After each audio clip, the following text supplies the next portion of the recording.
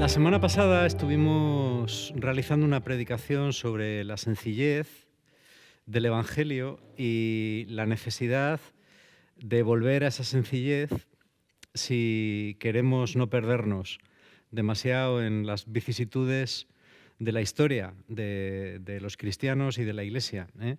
Veíamos cómo volver siempre a la raíz del Evangelio era fundamental para poder decir que seguimos siendo cristianos y no perdernos en metarrelatos del cristianismo, ¿no? Em, sí es verdad que yo quería resaltar la semana pasada el tema de la sencillez. También es verdad que sencillez no es lo mismo que simplicidad.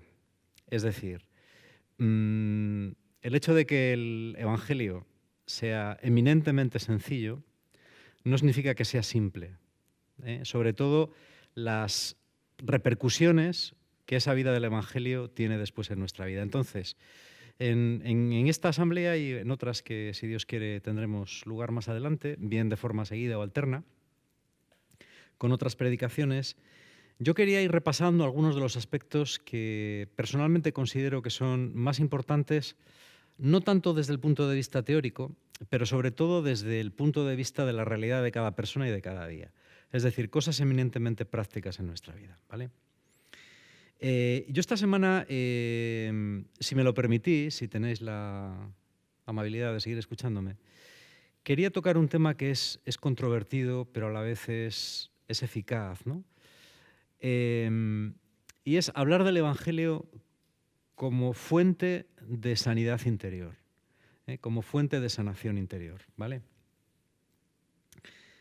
Cuando se habla de sanidad interior o de sanación interior, sobre todo en medios carismáticos, suele entenderse una cosa que yo creo que es bastante diferente a lo que yo voy a decir hoy. Por eso, a pesar de que emplee la misma, el mismo título o la misma forma de decirlo, no me voy a referir probablemente a la misma cosa, ¿eh? Em, para entender lo que es la sanidad, yo creo que es muy importante que entendamos qué es el hombre, primero, ¿eh? El hombre es un ser curioso. Yo pensaba esta tarde que el hombre es un ser que está ahí en medio, ¿eh? Está entre los seres espirituales, como son los ángeles, que son totalmente espirituales, aunque tienen libre albedrío como nosotros, y los animales, que tienen un albedrío que no es tal, sino que sus vidas son instintivas, ¿eh? Se rigen por el instinto. Entonces el hombre está ahí como una especie de tierra de nadie. La Biblia, cuando nos habla a través del relato, ¿no? Del relato mítico de la creación del mundo y del paraíso, la expulsión del paraíso viene a darnos un poquitín esta idea de estar efectivamente ahí, en una tierra de nadie, en la que no somos ángeles, pero tampoco somos animales.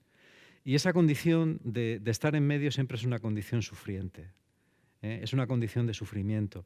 Y ese sufrimiento yo creo que es el que caracteriza, por decirlo de alguna manera, la existencia humana, ¿no?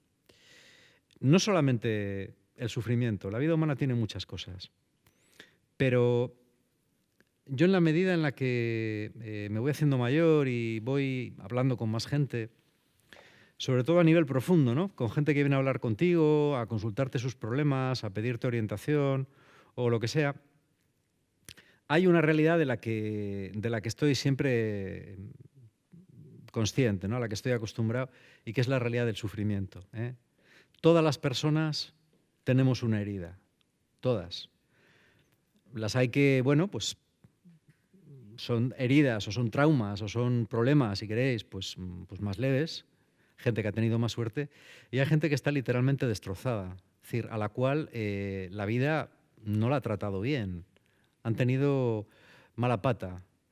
Y esto es terrible, ¿no? Yo esta semana terminaba de leer la biografía, que es un libro bastante gordo, de Edith Eger, que es una terapeuta norteamericana, de origen húngaro. En realidad ella emigró a Estados Unidos ya con veintitantos años. Y cuando leía la vida de esta mujer, que es, bueno, es muy interesante, ¿no? Ella pasó por Auschwitz, es una superviviente de Auschwitz. eh, Vivió a los 16 años todo el horror que se puede ver y que se puede asumir y más. Y eso en parte, quizás la hizo hacerse terapeuta, aunque fue a la universidad mayor, empezó a estudiar psicología a los 40 años, luego se doctoró, fue discípula de Viktor Frankl, y bueno, pues sigue un poquitín con él en la escuela de la terapia, de la logoterapia, de la terapia existencial. Y ella, en todo este libro, que como digo es muy interesante, ella meditaba continuamente en torno a esto, ¿no? Es decir, ¿qué es lo que hiera a las personas? ¿Por qué las personas estamos heridas? ¿Y qué nos puede sanar? Yo es algo que he pensado toda mi vida. ¿Por qué la gente está tan herida? ¿Por qué la gente sufre tanto? ¿Vale? Decía Adorno, el filósofo alemán Adorno, que después de Auschwitz ya no era posible seguir escribiendo poesía. Bueno, yo no sé si sería tan radical como él, pero entiendo lo que quiere decir, ¿no? Era Rilke también, el gran poeta también alemán, el que decía, ¿para qué necesitamos poetas en tiempos de miseria?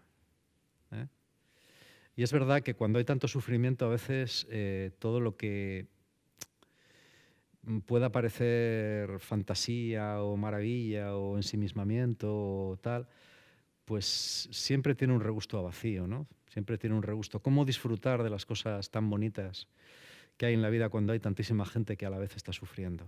¿Vale? Bueno, yo creo que esta realidad obviamente no se le escapaba a Jesús tampoco. El mundo en el que vivía Jesús, si nuestro mundo es un mundo malo, el mundo en el que vivía Jesús era increíblemente peor, a todos los niveles. Era un mundo mucho más tiranizado que el actual, mucho más cruel, en el que las diferencias, si cabe, eran todavía mayores de lo que son hoy en día. Por lo menos en términos de calidad de vida, en términos de esperanza. ¿Vale? ¿Y Jesús qué respuesta da? Es decir, si recorremos mentalmente todos los pasajes en los cuales Él se encuentra con personas, y casi todas las personas con las que se encuentra, yo diría que casi sin excepción, son personas con problemas. Hay personas que tienen problemas de sentido de la vida, como Nicodemo, y que van a verle de noche. Hay personas insatisfechas, a pesar de que tienen muchas riquezas, como el joven rico. Hay personas absolutamente marginadas, como las pecadoras, las prostitutas, como los publicanos, que lo que buscan es un poco de aceptación, alguien que les dé una palabra de salvación en una sociedad que les condena antes de morir. Estas personas en la sociedad judía de la época de Jesús están condenadas a no experimentar la resurrección ya desde antes de morir, porque, como decíamos la semana pasada, ejercen profesiones impuras. Pero, por ejemplo, los fariseos que no están en esa situación, sino en la contraria, hay fariseos que también buscan a Jesús. ¿Por qué? Porque intuyen que Él es la verdad.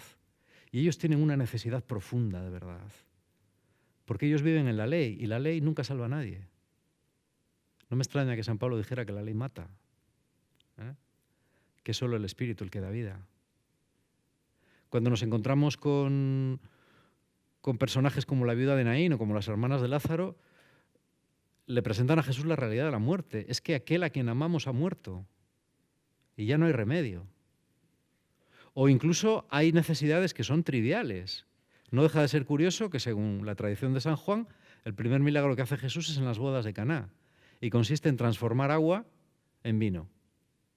Es que es una cosa, bueno, perfectamente prescindible. No les hubiera pasado nada si hubiesen bebido agua. Sin embargo, Jesús se toma la molestia de hacer vino. Cada persona que se encuentra con Jesús es alguien que tiene una necesidad.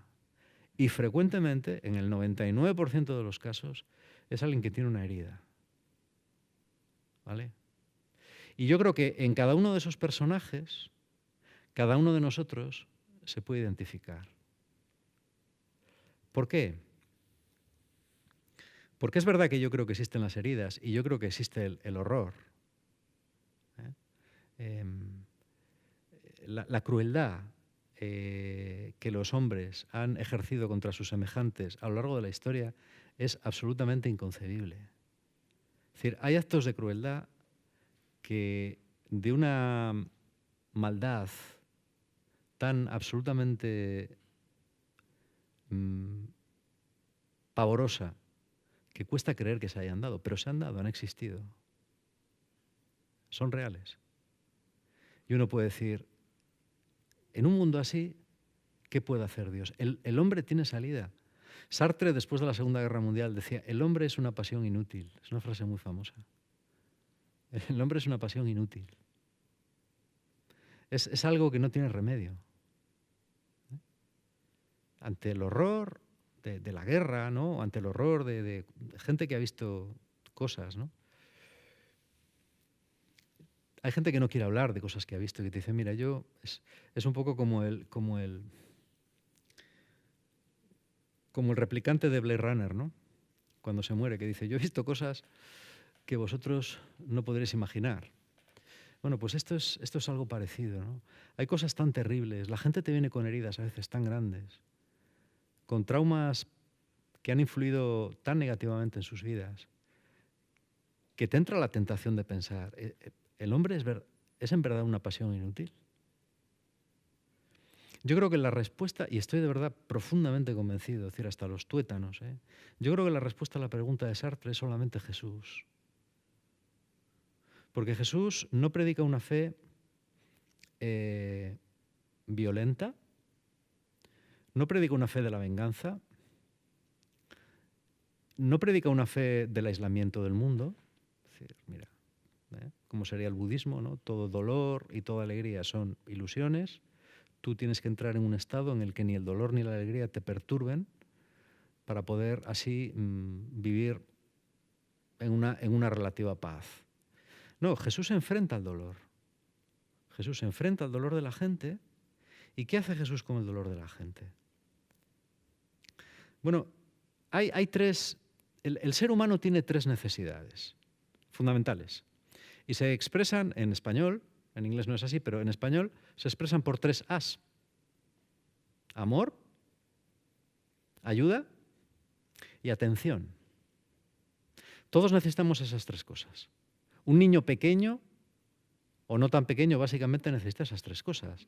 Amor, atención, es decir, que estés pendiente de él, no solo de sus necesidades, sino de él, de sus sentimientos, de lo que te dice, de lo que tal.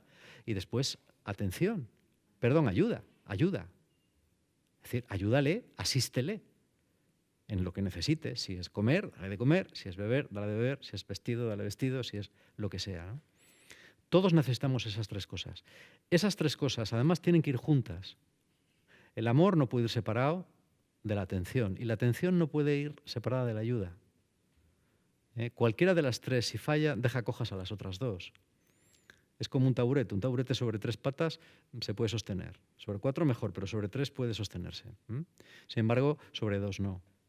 Los seres humanos necesitamos esas dos cosas. Y Jesús es lo que hace con la gente. Por ejemplo, cuando vienen los de las bodas de Cana, necesitan vino. Bueno, Jesús les da ayuda. Les ayuda y les... ¿Hace alguna otra cosa? No nos lo dice la tradición de Juan. Cuando Jesús cura a la hija de la sirofenicia, que leíamos en el Evangelio un domingo de estos atrás. Bueno, cuando Jesús cura a la niña, también pone a la madre en su realidad. Es decir, hay una sanación que no es solo te doy lo que me das. Primero Jesús a la mujer le dice, no lo voy a hacer. ¿Por qué? Pues porque yo solamente he venido enviado a las ovejas perdidas de la casa de Israel. Tú me has llamado hijo de David, pero ¿tú quién eres para llamarme hijo de David? Tú no eres judía. Incluso eres enemiga, pero vienes a mí porque tienes una necesidad. La mujer es puesta, es confrontada con su realidad. Se pone en su lugar, se quebranta y dice, es verdad. Pero si los judíos llaman perros o hijos de perro, en un judío, por ejemplo, para decir, mira un león, se dice, mira, un hijo de león. Tú puedes decir, bueno, ¿qué diferencia hay entre un león y un hijo de león? Bueno, pues es lo mismo, lo decían así. Entonces, los gentiles se les llamaba perritos o perros.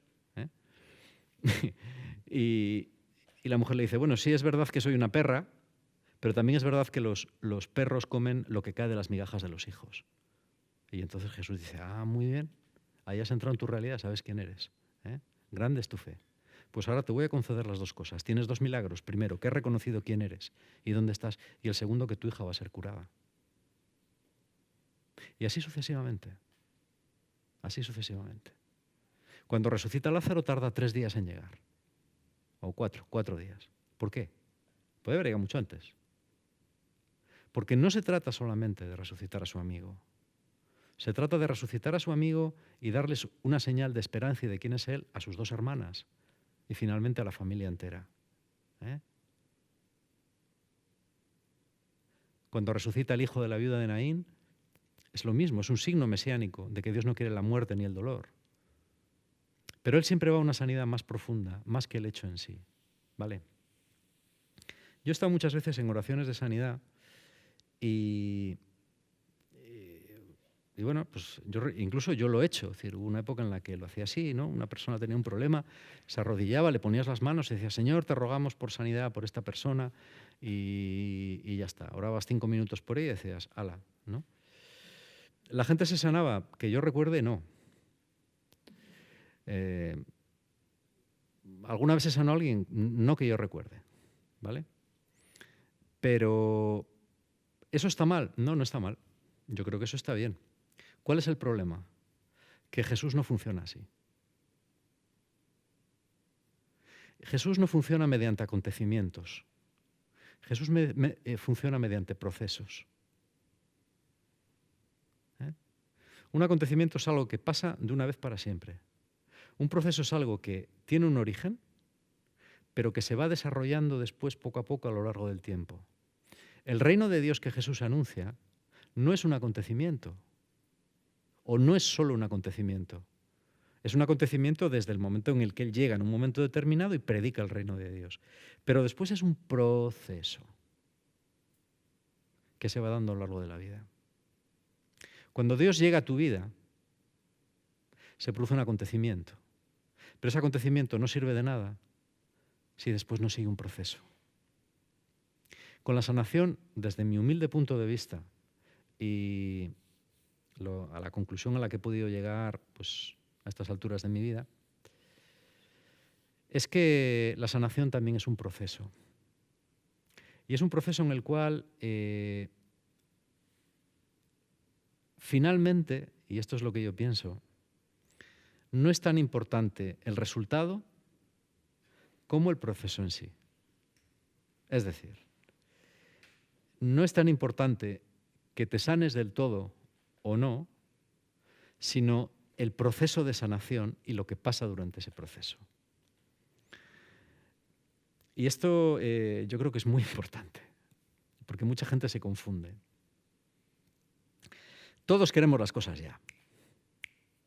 Somos como niños pequeños, ¿verdad? Queremos el juguete ya. Pues queremos los regalos de Reyes, pues así podemos desenvolverlos a las 5 de la mañana en vez de a las 9, pues mejor, ¿no? Porque lo queremos todo ya. Sin embargo, Jesús nos dice que el reino de Dios es como una semilla. Siempre nos pone metáforas, o frecuentemente relacionadas con el mundo agrícola, ¿no? Que la gente que le escuchaba podía entender muy bien. El reino de Dios es como un grano de mostaza, que es muy pequeña, es una semilla muy pequeña, muy pequeña, muy pequeña, pero después llega a ser un arbusto muy grande.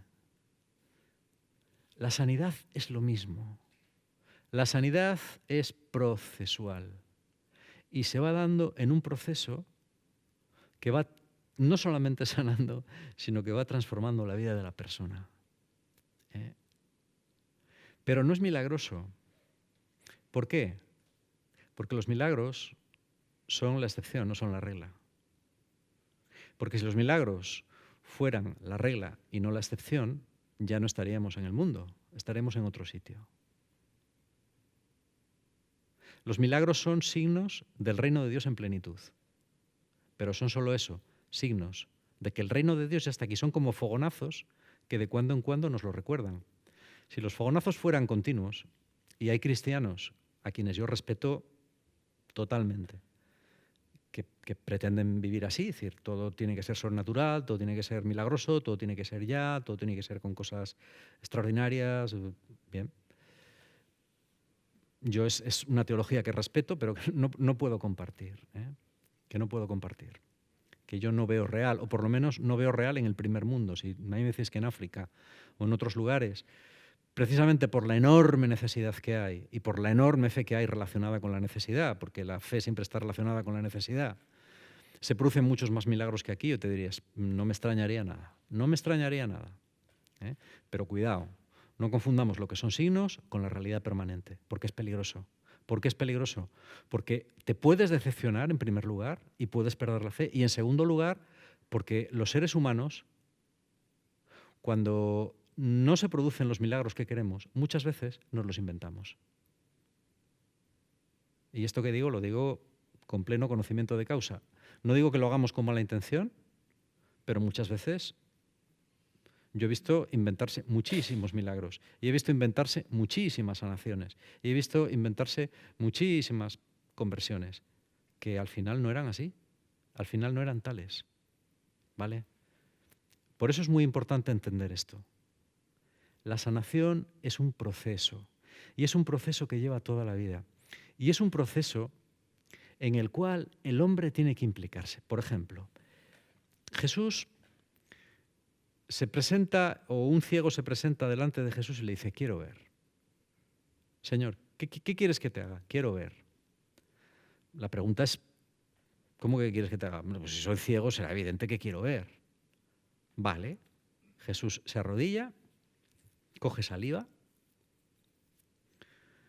coge polvo del camino. El polvo de Palestina no es como el del norte de España, que está muy húmedo, no hace falta saliva. No, allí hay que mojarlo bien, porque está todo muy seco.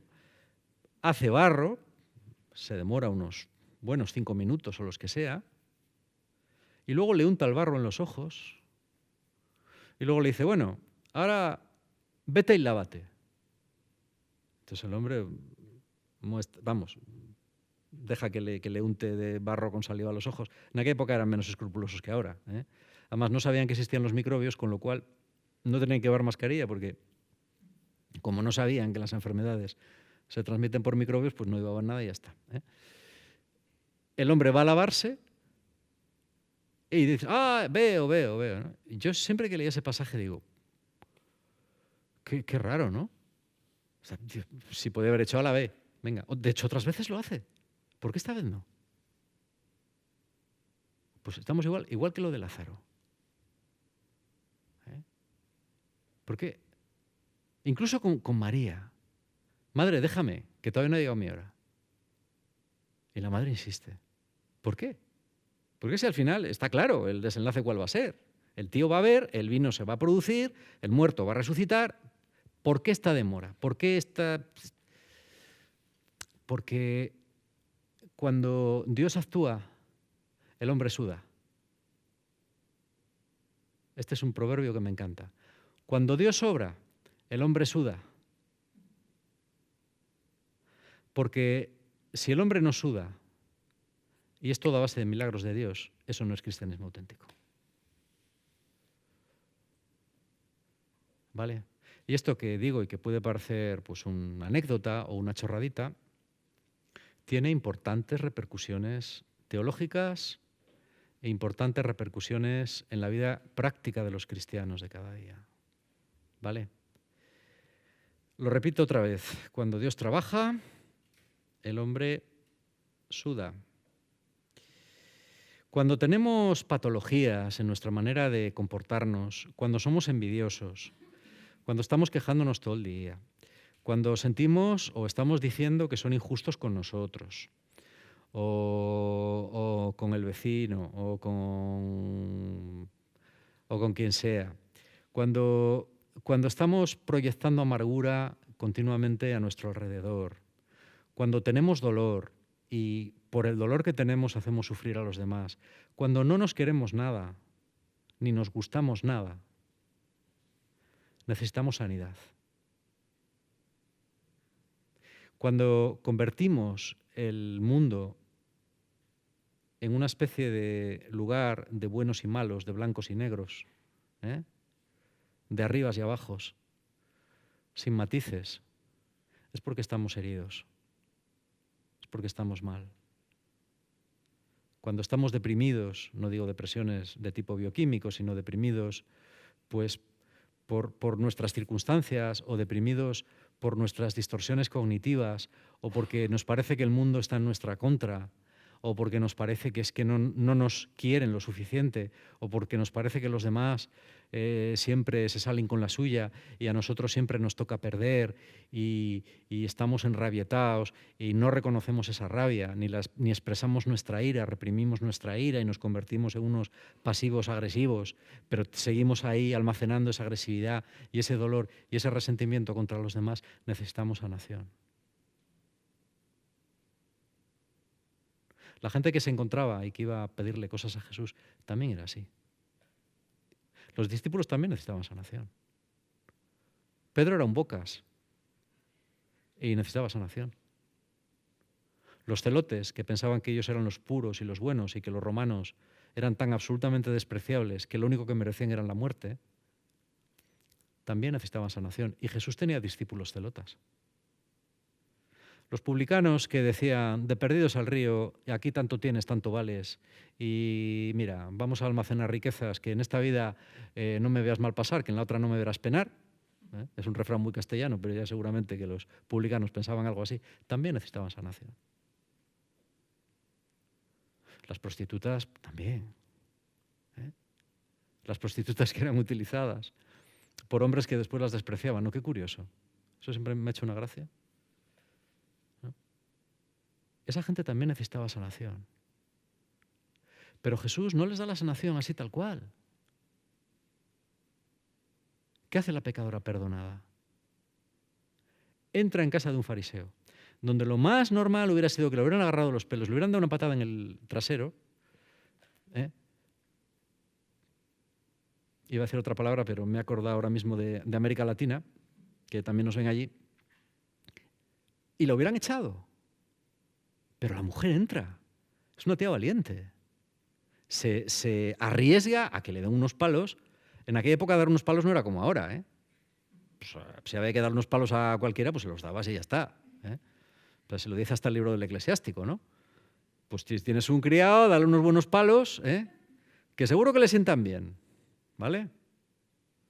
Y si, esto lo digo yo, ¿no? Y si no sabe por qué le das los... Si tú no sabes por qué le das los palos, ya lo sabrá él.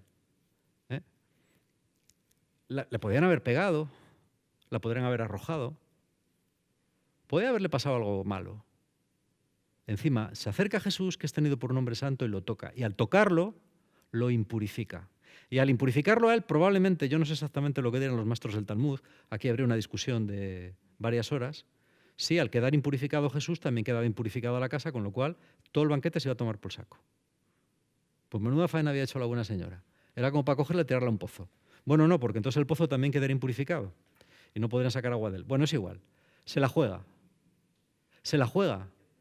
Entra, se arrodilla a los pies de Jesús, rompe un frasco con perfume de nardo, que era un perfume que traían de la India, vía Golfo Pérsico, y que valía unos 6.000 euros al cambio, y que las mujeres guardaban celosamente para el día de su muerte, para ser embalsamadas con ese perfume, lo rompe y lo tira a los pies de Jesús. Sacrifica los ahorros de su vida, sacrifica su integridad física y se come la vergüenza tremenda que tenía que sentir. Y encima monta una escena medio que hoy consideraríamos medio no sé cómo, y empieza a enjuagarle con su larga cabellera los pies a Jesús. Y Jesús, que ve todo el tinglao, ante el estupor de todos los demás, Jesús la deja. La deja. Y cuando acaba todo, dice, enhorabuena, tus pecados te son perdonados. No le puede haber dicho, tú, que te veo venir, que te he visto ahí a través de la pared. No entres, tus pecados son perdonados. ¡Hala! Arrea por ahí. No, se lo podía haber hecho, ¿no? Que ya sé todo lo que va a pasar, pero que no hace falta, venga, que déjanos comer, que tus pecados son perdonados, anda, venga, corre por ahí. No. Hay un proceso, ¿vale? ¿Sabéis quién se sana? Yo es un poquitín la experiencia que tengo, la experiencia mía propia, que llevo mucho tiempo intentando sanar mis heridas y por mucha experiencia ajena. Otra cosa no tendré, pero experiencia con gente sí que tengo, ¿no? Y ¿sabéis quién se sana? ¿Quién se empeña? ¿Quién se empeña? quien se embarca en el duro y costoso y doloroso y frustrante proceso de sanar y de cambiar. Tony de Melo decía que nadie quiere sanarse, ¿eh? Bueno, no es que yo esté de acuerdo con casi nada de Tony de Melo, sobre todo el último Tony de Melo, ¿no? Pero en eso sí que estoy un poco de acuerdo. Decía, nadie quiere sanarse. Y todos protestaban, decían, ¿cómo que no? ¿Cómo que no? Y él decía, no, la gente lo que quiere es aliviar los síntomas, solo aliviar los síntomas. Nadie quiere sanarse. ¿Por qué? Porque sanarse implica cambiar de vida y la gente no quiere. Porque sanarse implica cambiar tu manera de pensar. Y sanarse implica perder los beneficios que recibes siendo un pobrecín al que todos le pasan la mano, como un perrito, como un perrín, ¿eh? ¡Ay, chiquitín! Pobrecito. No, sanarse no es eso. Sanarse es ser un hombre o una mujer que se embarca en un camino de sanación, que implica quebrantamiento, que implica lucha, que implica frustración, que implica darte cuenta de que el culpable no es el mundo, ni siquiera tú, el culpable no es nadie. Las cosas pasan y pasan.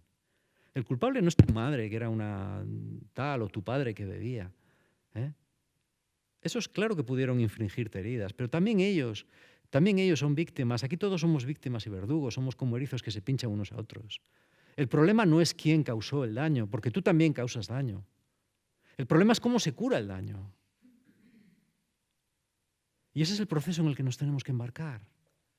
El problema no es decir, ay, qué mal está todo, yo qué sé. En esta comunidad de monjas josefinas, la superiora es una desgraciada porque no nos deja salir, porque es una retrógrada y no nos deja ponernos vaqueros y exige que llevemos toca.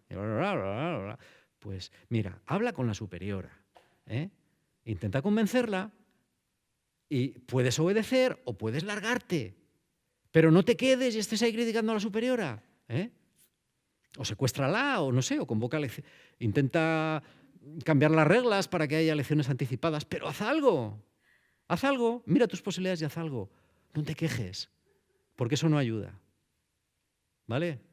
Es que el párroco de mi parroquia es un tal, es no sé qué, no me deja cantar, pero deja cantar a otra que canta peor que un grillo, porque yo tenía que cantar, y además yo soy muy lista y muy buena, yo debería ser catequesis porque hice un curso en el obispado, y pone a dar catequesis a otra y no a mí, este cura, no sé qué, no sé cuánto, bla, bla, bla, bla, bla, y 20 años hablando mal del cura, ¿eh?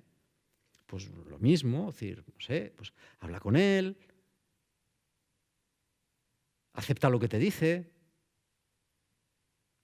estate tranquilo o tranquila, o márchate, pero no estés años ahí revolcándote en la herida, eso no es sanar. Cuando permanentemente estamos proyectando en los demás, en el mundo, que siempre es en los demás, porque cuando hablamos del mundo, a ver, yo no proyecto mis problemas en los conejos, ¿eh? A mí los conejos pueden caerme mejor o peor, pero yo no digo, la culpa de todos mis males la tienen los conejos, especialmente los de la raza albina con los ojos colorados, ¿eh?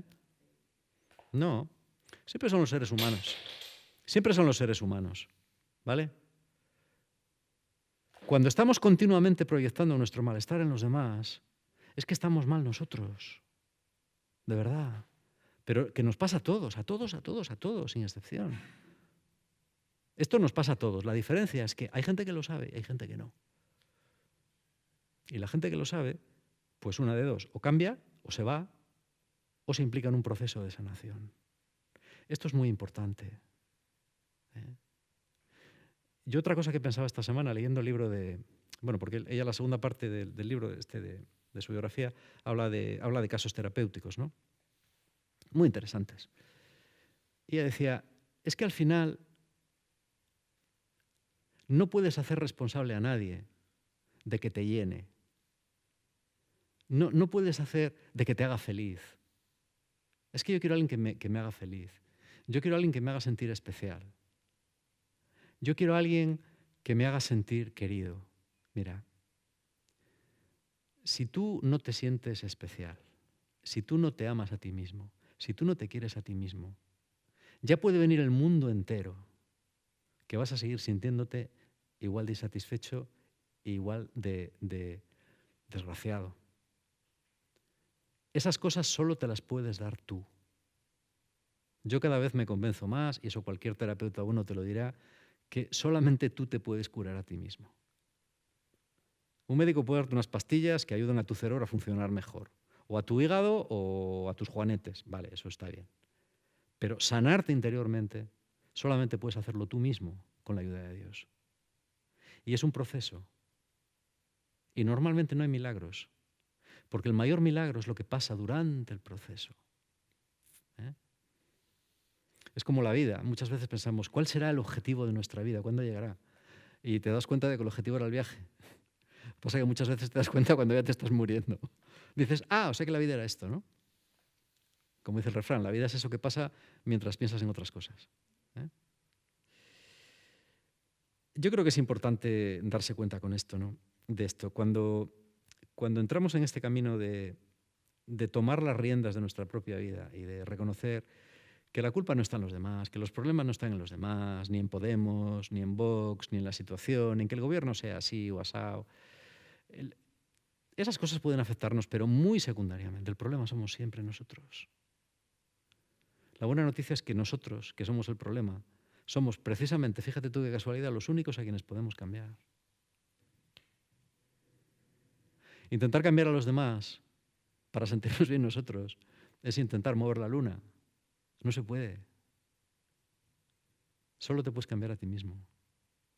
Y solo necesitas cambiarte a ti mismo. Porque una vez que te has cambiado a ti mismo, ya no necesitas cambiar a nadie.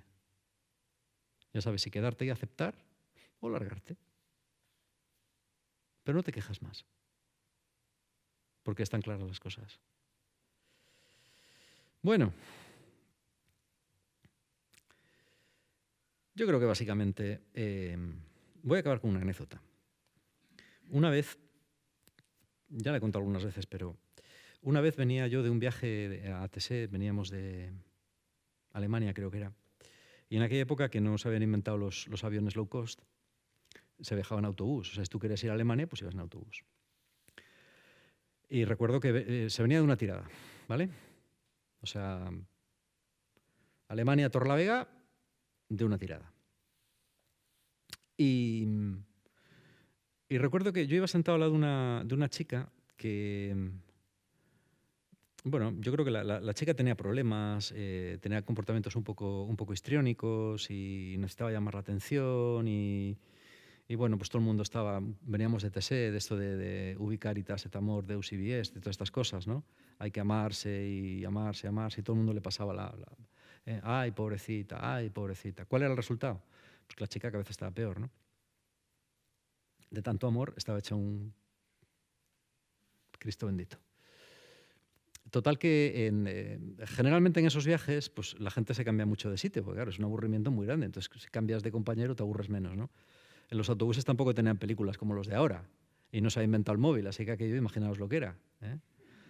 Había una cosa que se llama Walkman, que llevaba la gente, que era un poco mayor que un móvil, se enganchaba también aquí al cinturón y metías cintas de cassette y la escuchabas, ¿no? Bueno, era como el MP3 un poco más primitivo. Total que un rato de esos, ya avanzada la noche, la chica se sentó a mi lado, ¿no? Y empezó a darle un ataque de ansiedad. ¿Y qué sería? ¿La 1 o las 2 de la mañana? Estaba un poco cansado. Llevamos unas cuantas horas. Yo no había dormido casi nada los días anteriores. Y no sé qué, empezó con el ataque de ansiedad y yo, cálmate, no sé qué y tal. Hasta que al final me levanté, la agarré y la pegué un meneo. O sea, la agité, pero hoy probablemente me podrían haber denunciado. Le dice, que te calles ya de una vez. Así la zarandé, bien zarandeada, ¿no? Y el autobús quedó en silencio, ¿eh? Oye, hasta que llegamos a España estuvo en un estado de paz y tranquilidad extraordinario. No, esto es verídico, no miento. ¿Eh? Y yo aquel día pensé, yo entonces tendría 24 años, así, pero aquel día pensé, dije, ostras. Luego, no solo el amor como yo lo entiendo hace que las personas mejoren y cambien. Hay otras cosas que también son terapéuticas. ¿Eh? Y el tiempo me ha hecho ver que esto es así. Hay una manera de entender la sanación y el amor a los demás que es pasar la mano. ¿Eh? Yo no digo que pasar la mano esté mal.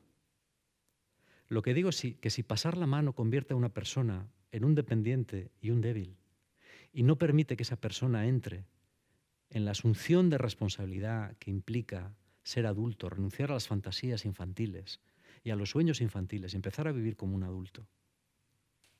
Entonces ese amor no es bueno, porque ese amor no hace bien, hace daño.